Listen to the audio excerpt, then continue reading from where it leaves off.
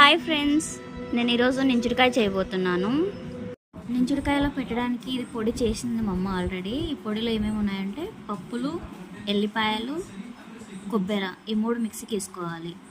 ఇందాక పొడి అని చెప్పినాను కదా మీకు, ఆ పొడిని ఇట్లా పచ్చిమిరపకాయని ఆఫ్ చేసి దాంట్లో కొంచెం పెట్టుకోవాలి. పొడి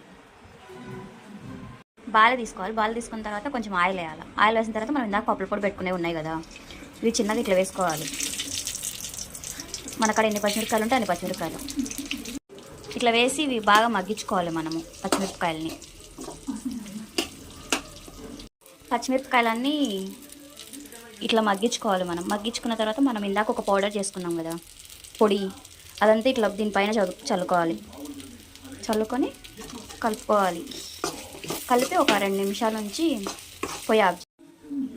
ఫైనల్లీ నించుడికాయ రెడీ.